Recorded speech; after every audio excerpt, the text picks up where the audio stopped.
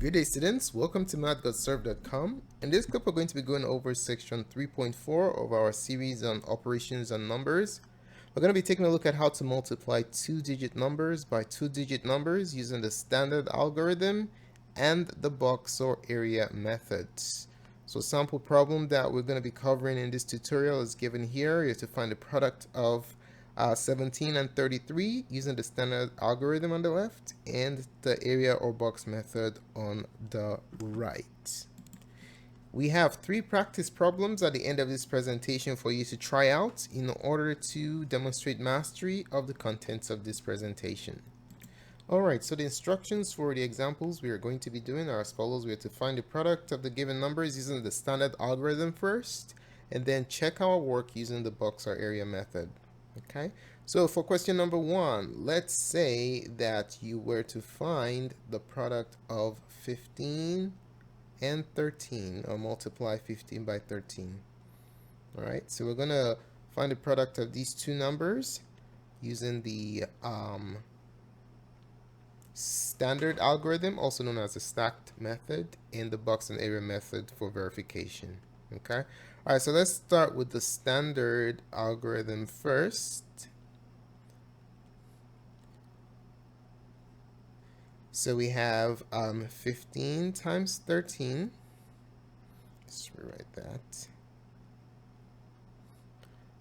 All right, so we're going to be using a lot of the processes that we went over in the previous presentation in 3-3 when we're multiplying multi-digit numbers by single-digit numbers. Okay, so if you haven't gone over that or you've forgotten how to do that, you want to review that tutorial first before attacking this one.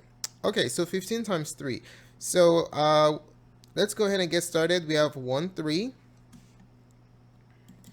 for our multiplier, and our multiplicand is 1, 5. We're going to find the product. Okay, so we're going to start from the rightmost digits of our multiplicand and multiply across these two numbers, the 2 digits of our multiplier, and then switch over to the tens place, and then this digit will multiply by both of them. Okay, all right, so let's start with the first product. We multiply 3 by 5 and then 1. 3 times 5 is 15, so we have a 5. Now you have to place the product at the bottom of the place value of the digit of the multiplicand. Okay, so you notice you're on the ones place, so your first digit of the product should be directly underneath it.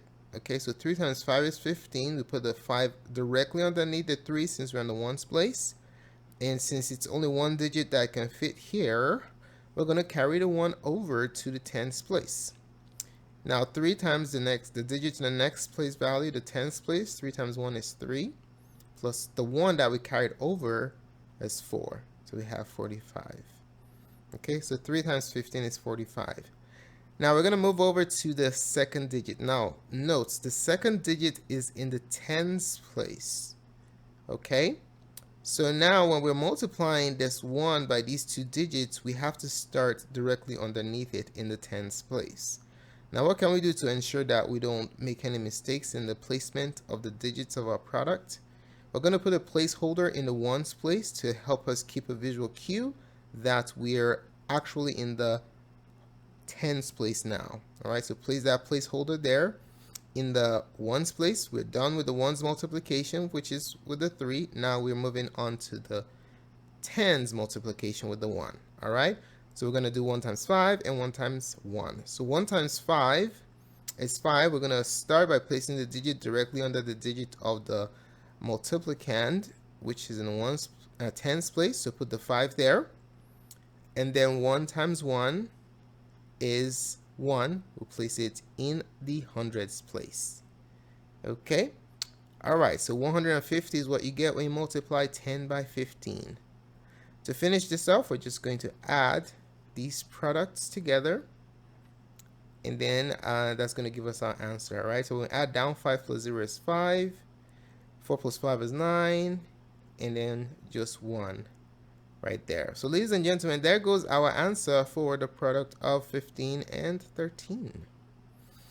So now we're going to check the accuracy of our answer using the box or area method. Okay, so let's put that right here. It's called area slash box method.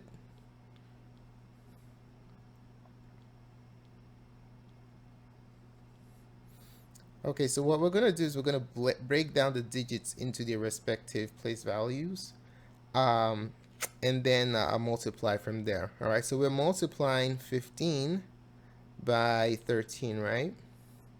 So we want to determine what goes where in our area or box model. So 15, we're going to break it down. For 15, we have a 10 plus 5. All right, so you just break down the digits based on their place value. So the 1 is in the tens place, that's a 10, and then the 5 is in the ones place, that's just a 5. All right, and then we're going to break down 13. 13 is going to be 10 plus 3. So 3 is in the ones place, and then 1 is in the tens place, which is a 10. Okay, now that we have it broken down, we are going to go ahead and create our box. All right, so how do we place the numbers around this box or multiplication grid that we have here? What we're going to do is we're going to take the broken down digits from the multiplier, which is 10 plus 5, which is 15. And these two digits are going to go on the top. Okay, how we're going to place them? We're going to place them as 10 for the first column and 5 for the first column. Okay, for the second column. So this is the ones column, multiplication column, and this is the tens multiplication column. All right, and then for the multiplier, the multiplicand 13, which is 10 plus 3, we're going to take these two digits and we're going to place them, orient them vertically. We're going to place the 10 on the top and the 3 on the bottom. So we basically have created a multiplication grid. How do we multiply them? Just multiply horizontal and vertically wherever they intersect. That's where your answer will be. Okay, so for the first multiplication, we're going to multiply 10 and 10. All right, this one 10 and 10, the intersection is in the first box right there, so that's where our answer will be. Okay, so 10 times 10 is 100 in this box right here, and then we're going to multiply 5 and 10, they intersect in this box, which is 50. 10 times 3, they intersect in this box right here, so it's 30. And then 5 times 3 is 15. These numbers that we just generated are known as the partial products. We're going to add them together to get our final answer. So let's put them in descending order: 100, 50, 30, and 15. Add them all up, and that will give us our answer. Now remember what these numbers are called. Let's write down what their name is. This is the partial product. This method that we're using right now, sometimes it's called, in some books, it's called the partial products method. It's a partial product. Okay, so let's go ahead and add it. 0 plus 0 plus 0 plus 5 is 5. 5 plus 3 is 8 plus 1, 9. And then bring down this 1. Bam. How does this answer make us feel? Makes us feel great. Why? Well, because it agrees perfectly with the answer we got with the standard algorithm. All right, so we know our answer is in fact correct. Okay, let's try another example, question number 2. So what if we were to multiply 35 by 23? I want to find the product of these two numbers. We're going to be using the standard algorithm first and then verify our answers using the area or box method. Okay. All right, so let's do the standard first.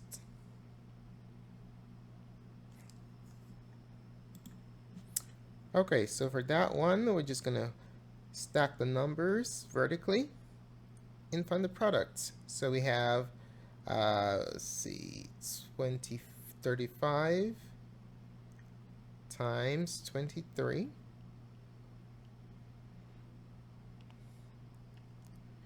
Okay, so start with the digits in the ones place of the multiplicand, that's 3, and then multiply it across these two numbers, okay?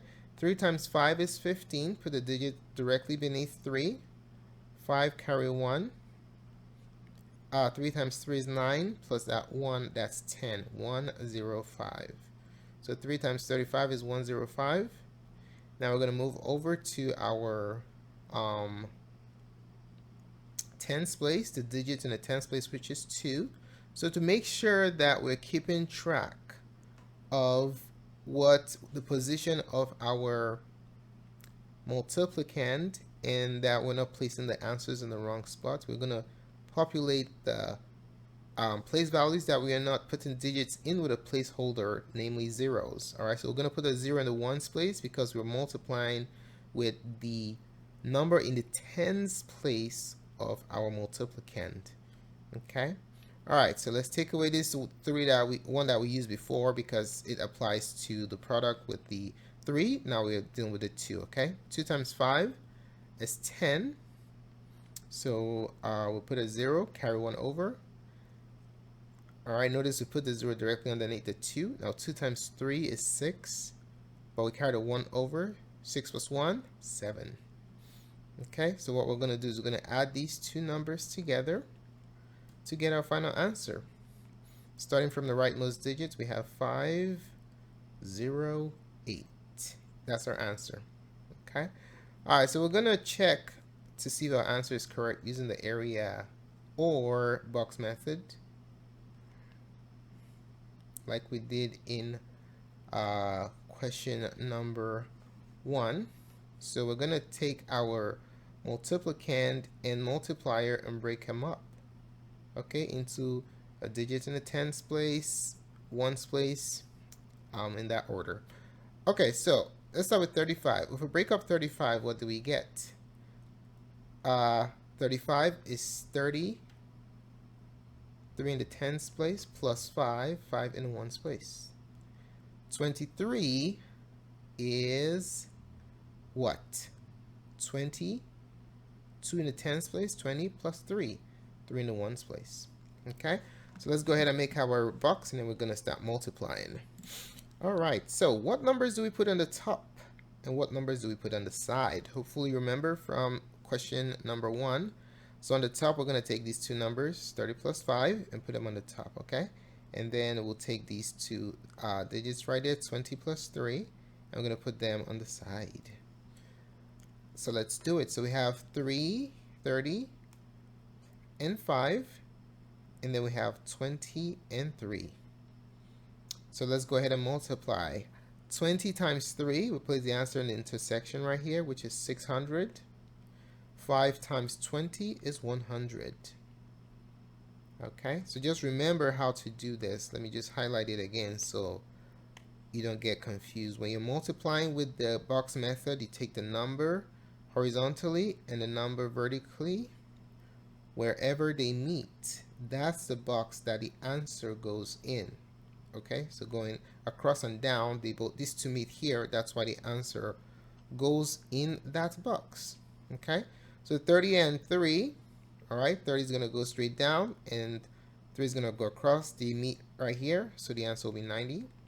5 times 3, 3 going horizontally, 5 going down there vertically. They intersect here. That's where the answer goes. Okay, so from here we have our partial products. Let's write them down in descending order. 600, 100, 90, and 15. Bam. When we combine these digits together, the sum of the partial products, that will give us our answer. Hopefully it matches with what we have here, or else our answer is wrong. 0 plus 0 plus 0 plus 5 is 5. 9 plus 1 is 10, 0, carry 1 over. 1 plus 6 is 7, plus 1, 8. Perfect. That's exactly what we want. Why? Because it lines up nicely with the answer we got with our standard method. All right, let's take a look at one more example, question number 3, and then we're going to give you some practice problems to try out. Okay, so for question 3, consider the following problem. Each pod or car of the high roller has the biggest Ferris wheel in the world in the year 2021. Each part of the high roller in Vegas can handle a maximum of 40 people. Okay? Handle a maximum of 40 people.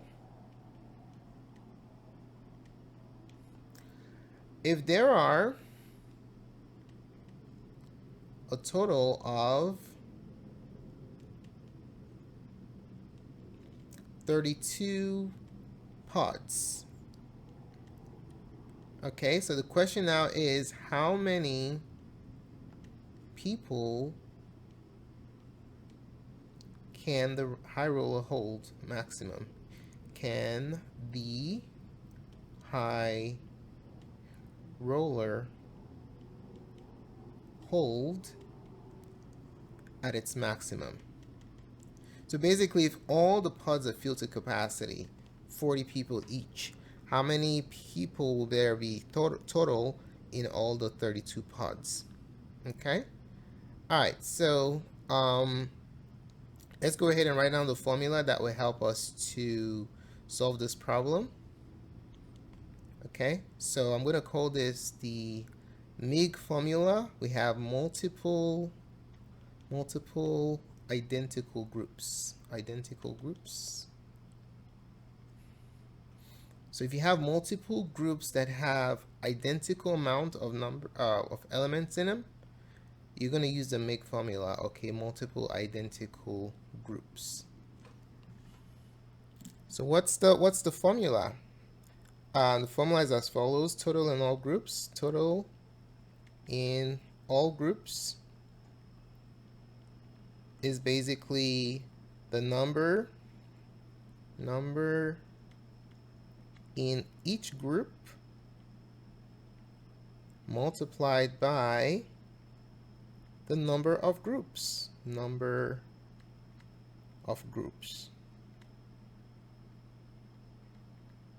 So there goes the multiple identical groups formula. So let's go ahead and adapt this formula to this particular scenario, this high roller scenario that we're dealing with right here. Okay, so in this particular case, we're looking for maximum amount of people. So that will be the total in all the groups. All right, so maximum amount of people is going to be given by what? Maximum amount of people is equal to the number of people per pod. Let's call PPL, okay? Number of people per pod. Because in this particular situation right here, the pod represents the groups, okay? So number of people per group basically means number of people in each pod multiplied by what? The groups are the pods, right? So multiplied by the number of pods.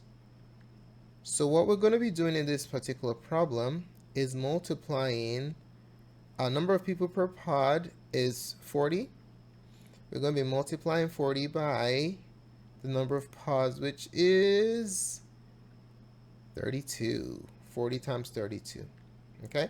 We're going to use the standard algorithm for this. You can do the box method if you like, but it doesn't really matter. It wasn't specified how to do it. So 40 times 32. Let's go ahead and multiply it. We're already experts on multiplying because we just did two problems. So start with the 2 in the ones place of the multiplicand. 2 times 0 is 0. 2 times 4 is 8. Place that in the tens place. We move into the 3. 3 is in the tens place of the multiplicand, so we're going to put a 0 here to make sure we're placing the product directly underneath it. 3 times 0 is 0. And then 3 times 4 is 12. Okay, so let's add those numbers downwards, and we get 1,280. What does this answer mean? Let's go ahead and answer this question. The answer means that the high roller The high roller can hold a maximum